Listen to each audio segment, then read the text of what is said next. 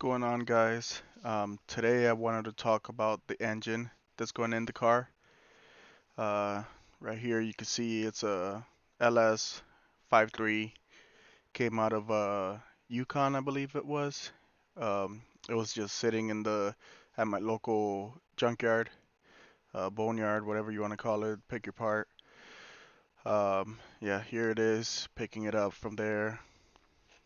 It was completely nasty, and so I brought it into the shop. I cleaned it out a little bit. Here it is without the intake.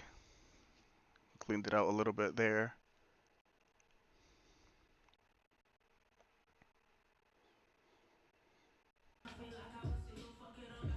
Now here I am, just taking the next step, which is taking off the flex plate, starter, all that stuff, because what's gonna go on there, it's a kit for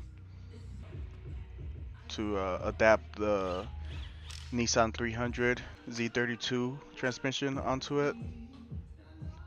Here I opened up the bottom.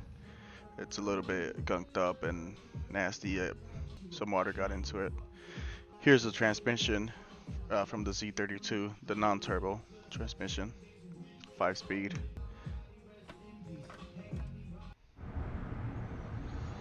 Now there was a few broken bolts on that, on both heads actually. So the process of taking those out is you clean out the area so you can weld a nut to the top of it. I put a little spot of weld right there just to give me something to weld the nut onto. There it is. Now for something like this, I mean there's ways to, you could drill it out and retap it and all that stuff, but I find this way to be somewhat easy, and it comes out cleaner. After that, I chase it with a thread chaser, just to make sure the threads are all clean. Yeah, the nuts do break off, so you gotta re-weld nuts onto them until it completely comes out. Just gotta take it nice and slow. Here it is after I took it out. I realized the GoPro wasn't recording the whole time. I was just cleaning out the exhaust ports so that the gasket seals right up against it.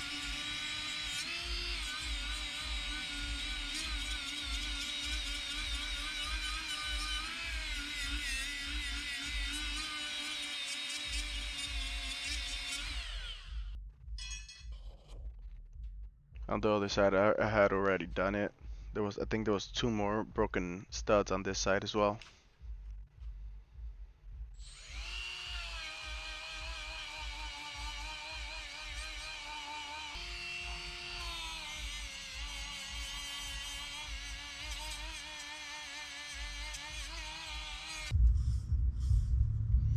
Next up was to insert the pilot bearing for the to adapt to the Z32 transmission. It's a bushing, not a bearing. There you go.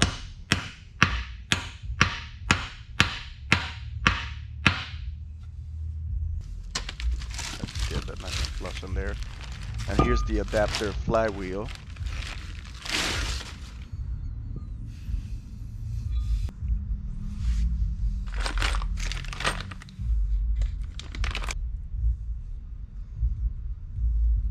Now this kit does come with the plate to adapt from LS to the Z32 transmission. But the seller who I bought it from, he forgot to send me the plate, so I had to contact him, and it took him a couple weeks to get it to me, but that's why you don't see it here. I did get it at the end. Here I'm just torquing down the flywheel. I did go back and change out those bolts. Those are the old bolts from the flex plate.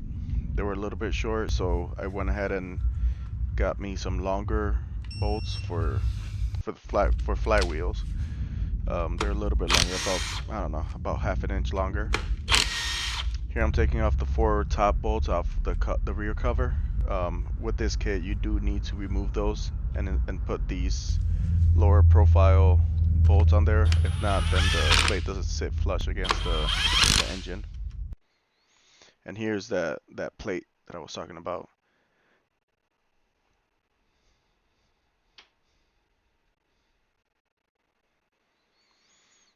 Here it is after installed. I was just mocking up the engine, the transmission to it, making sure everything was gonna fit. Here I mocked up the engine in the car itself, making sure everything's gonna fit in there. So I was eager to turn the on the engine, so I just wired it up outside of the car, making just to make sure it is going to fire up and everything's good.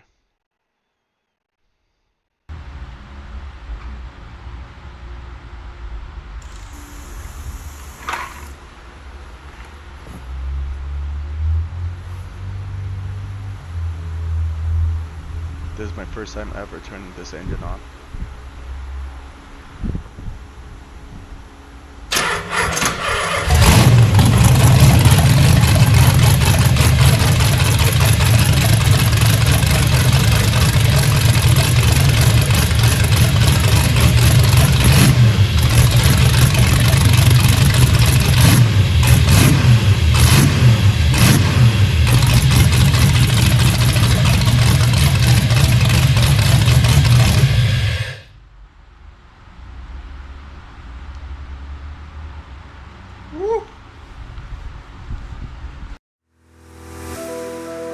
Here's a little time lapse of me putting the engine back in and wiring it up in the car this time.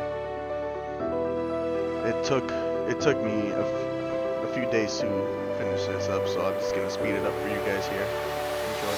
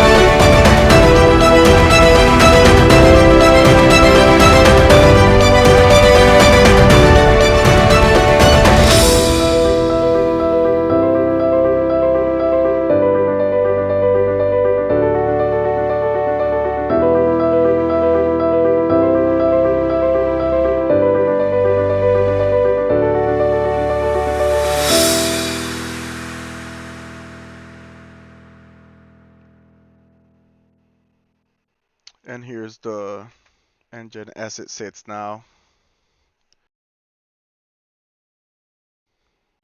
Anyways, thanks for watching, and I'll see you guys on the next one.